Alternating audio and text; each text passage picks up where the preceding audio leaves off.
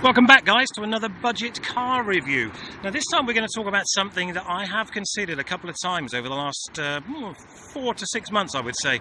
I looked into buying one of these around about 3 months ago, actually, was the last time, I think. It's a Kia Ceed Pro. This is a 2010 on a 59 plate with 105,000 miles. About 1,000 miles of that has been me, believe it or not, because I've only had this a couple of weeks, and I've been up to Bristol and back, down to Plymouth, Torquay. I've been all over the place. It's just such an incredibly comfortable car to drive.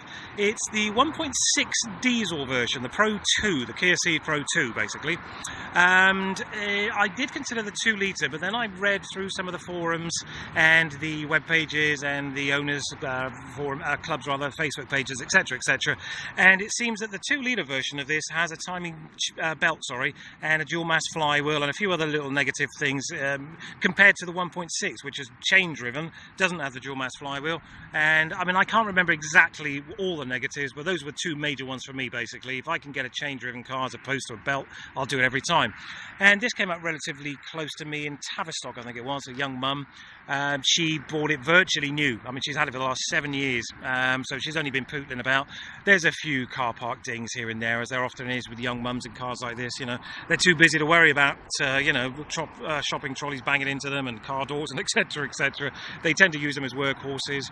So it's got a few marks on it. You know, we'll go through that in a minute. Nothing major, nothing that can't be fixed, no huge dents. But I got it a little bit cheaper because of a couple of tiny little things here and there. As I said, I picked this up 2 weeks ago. Incredibly comfortable. It's got a centre armrest as well, which is great for me because I hate driving on motorways without a centre armrest, you know, for hours after hour. It pisses me off. And one of the reasons I sold the Fiat Panda HP 100 is because it didn't have a centre armrest, as bizarre as it may seem. It, as I said, needs a bit of TLC. All 4 wheels are great, apart from this rear one here, which needs a refurb. I just painted the calipers red. I mean, you know that I've done that a few times if you've watched a few of my videos. It's just Amorite, red Amorite. You pick it up at 5 or a tin. 1 tin will do 3 or 4 cars, believe it or not. Just prep it, paint it, job's done. I bought 2 new front tyres as well because the tracking was slightly out and the outer wall was as bold as a baby's bum. So we changed those over, no big shakes, 90 quid for the pair. Had a full service done on it with oil change, air filter, cabin filter. Did all that kind of stuff because it's got a full service history, mainly from Kia main dealers. So I wanted to keep that going, you know, so if I decide to sell this, it's going to have that kind of positive aspect of a full service history. Now, when we talk about marks, I was told there was a little mark or 2 on the back. Now, I don't know if you can see that because of the sunshine, but huge, great big scratches down the side here and all down there as well. Now, I'm not going to worry about that too much. There's one on the front as well, which I'll quickly show you if we've got any interest in that. Just on the front bumper there. Now, I use Chips Away, and a lovely couple of guys there called Lee and Paul. They come around, they basically give me a quote for what needs doing, and they're going to do that for me. They're picking it up tomorrow morning. They're going to keep it for the day, get it done in their workshop, bring it back. It's not the end of the world. It's a couple of £100, and it'll add a couple of £100 to the car, because if I tried to sell this with those scratches on, it's such a negative. Everybody would just go, oh, well, you know, nice car. Shame about that, though. And you're just going to find people are going to try and beat you up on the price, you know, if I decide to sell it, because I really like this car. I mean, I know I say that a lot, but I've driven more miles in this car than I've driven in all the cars I've had this year, I would think, and I still really like it. I mean, I've just given it a wash and a polish. It's a really nice little car, you know. I'll tell you what it reminds me of. I look at it straight away and I think Audi A3, but you would never in a million years buy a 2010 Audi A3 diesel with 105,000 miles. You wouldn't buy that for sub £3,000. There's no way. You might buy a 2004 with 130,000 miles for that kind of money. You certainly wouldn't buy a 2010. And this has got all the toys, you know. It's got a nice stereo, it's got auxiliary inputs, it's got USB inputs, it's got a massive boot as well. Shame about this badge here. I'm going to have to try and source another badge, but huge boot with split seats as well, obviously for extra luggage space. Just whip those down and throw anything you want in there. Doesn't have a couple of things that I would have liked it to have had. Reverse parking sensors, cruise control, that would have been cool. I would have liked to have seen that. If I do decide to keep this, which is a big possibility, I might get the rear windows tinted, as I always say on these. I think cars, especially coupes like this, they look so much better with tinted windows. Lights, I actually quite like the design of the lights. Yeah, maybe a subtle tint, I don't know, but I like that kind of 4 red spots, as it were, as going on at the back. So I'm not sure. If I can find a cheap pair of LEDs, smoked LEDs, I'd probably go that way with this, because I think that would look nice. Let's have a little look inside. I'm not going to show you under the bonnet because there's not very much going on there at all. Lovely place to be. You know, this is a 6-speed manual. It's got steering wheel controls for the stereo volume up and down and the mute. I'm not quite sure what this is for. I haven't really tested it out. Stations here. Very modern looking dash, and they, unlike the Corsa, which if you've watched that video, I was complaining about this kind of brushed aluminium here going up onto the dash and reflecting off the windscreen. They stopped it here. Now this is a better design. Somebody thought about this. Hold on, if we go any further, it's going to reflect back. So they stopped it there. Great idea. Vauxhall, wrap on the wrist for that one, because you should have picked up on that as well. Anyway, CD player, as I said, it's got the 12-volt socket, it's got a cigarette lighter, aux in, and USB.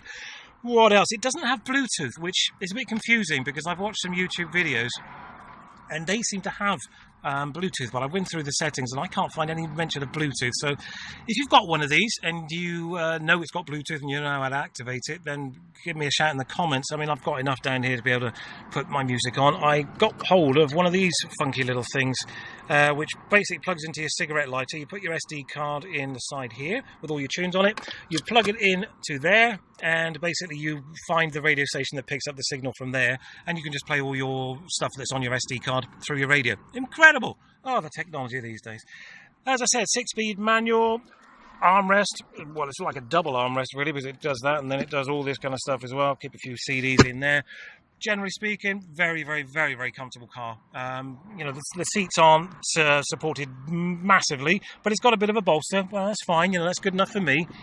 What else? As I said, steering wheel controls, but no cruise control. And, you know, I would have expected to see something with the phone, as in you can connect your phone and then switch it off over here. So that makes me believe that there is no Bluetooth, and I'm not just imagining it, because if there was Bluetooth that you could connect your phone, then it would have some reference about it here, I would think anyway.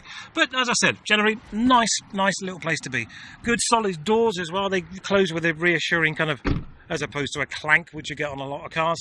I mean, somebody asked me the other day, you know, how do you find the car? How do you find driving it? I'd have to say it's as comfortable and as quiet as the Mercedes. Now, I know I said that about the Corsa, which it was very comfortable, the Corsa, but this had that little extra, you know, it's a medium-sized hatchback, whereas the Corsa was just a small little diddy car. All in all, there it was comfy and quiet. This gives me much more of a man's car feel. I mean, I'm not being sexist, but for me, perfect. I mean, there's a couple of angles on this car which remind me of, as I said, the Audi A3, but I noticed earlier on that if you get around to kind of this angle, kind of almost here, it's getting towards looking like a Sirocco, just ever so slightly, you know, if you squint a little bit. And I love the Sirocco, amazing car. Could never afford one, but you know, the new shape I'm talking about, of course. But anyway, as I said, for sub £3,000, I think that's a lot of car for the money. You know, I'm not a great advocate of diesel cars, to be honest, but this was returning 58 miles to the gallon going up to Bristol. So if you do a lot of motorway travelling, or travelling generally speaking, why not? You know, it's a 1.6 turbo diesel. Great. You know, road tax, love it. £30 a year road tax. Never paid that little in my entire life. It's almost like when you sell this car, it's not even worth getting the refund check, is it? 30 quid a year road tax. That's amazing. I love that. Little honeycomb meshes, grills at the front as well. Yeah, little accents of a sporty feel, you know, with the fog lights at the front and everything else. But there's a couple of negatives, as I said. You know, I'm going to have to throw a few quid at this car, basically, and I already have done. You know, I've spent well over 250 quid just on the servicing, the tyres, consumables, that kind of stuff, and it's going to cost me a couple of £100, I would imagine, to get the scratches taken out of the bumper over here, and obviously this rear quarter over here. So it's, you know, I'm not going to get a lot of change out of 500 or 600 quid that I'm going to throw at the car on top of the purchase price. So it probably would be worth, I would think, up together, to 950, £3,000, shall we say, for argument's sake. So, you know, just under £3,000. But it's a lot of car for £3,000, you know. It's a 2010, as I said, with a lot of toys, a lot of comfort, slightly individual in the respect that I haven't seen a huge amount of these around. but it's a Kia. I don't know, it's one of those things where people might ridicule you for driving a Kia, I suppose, but at the end of the day, you're the one with the extra cash in your pocket because it's so good on petrol, and you didn't buy it for too much. So if you want something really modern, within reason, but it's sub £3,000, great, brilliant, because there's not many 2010 cars out there you can pick up with this kind of mileage for under £3,000, I don't think, you know, with a nice kind of sports coupe look to it. And it picks up as well for a 1.6. It doesn't hang about, you know, you've got the kick down there as well when, you know, the turbo kind of kicks in. Great, you know, I really like it. I've got no real negatives about the car apart from the things that are going to have to be fixed, like the scuff in the bumper and the scratches on the back. You know, luckily it's a gunmetal grey, so it ain't going to show up too much of anything really, I wouldn't think. Most of the wheels are fine. You could, if you wanted, I mean, I can imagine somebody tinting the windows, lowering it, blacking out the lights, all that kind of stuff. And why not? You know, if you can pick up one of these in an average condition for say $2,500 and then spend that extra 500 quid making it individual for your taste, you know, lowering it, tinted windows, half decent stereo, why not? You know, for, you know, around about £3,000 you could have a very modern car, which none of your mates have probably got, and you've individualised it for yourself. You know, you put your nice stereo in there, it's got everything you need. It's, as I said when we were inside, it doesn't have a few of the toys, but, you know, this isn't Audi, this isn't BMW, this isn't Mercedes, it's a Kia, you know, but I think they've done a nice job. I think they've done a very, very good job on this facelift model of the Kia Ceed Pro, and I would recommend it, highly recommend it. You know, it's reassuring to drive, holds the road really, really well, but I would have liked to have seen a couple of little toys more, and then it would have just been perfect for me, really. I mean, standard tinted windows at the back, why not? The Fiat Panda 100 had them, a lot of new cars have them. You know, it wouldn't have cost them much to just to tint those windows. I don't know, depends on the market they were aiming for, rather. But it gets my seal of approval. You know, I'd give it a good solid 7.5, 8 out of 10 on it. You know, for the money, the comfort, the ride, the fact that it's incredibly economical. Yeah, I would definitely say go out and buy one.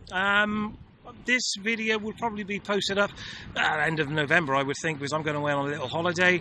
So if you've got any questions, as always, drop it in the comments. I will be able to answer those, obviously. And if you've got one of these and you've done anything to it, or you've got some advice for me on how to make it look nicer, what you've done, as I said, that kind of stuff, I'm always really happy to kind of receive those comments. You know, I like to see what people are reading, what their thoughts are on the cars that I'm reviewing, as it were. And I love to see what people are doing with theirs, you know, because it's all about ideas, isn't it? You know, and I've got a couple of little ideas for this car, but as I said, I'm always interested to see what you guys are thinking. All right, as I said, comments, drop them down below. Thanks again. Cheers.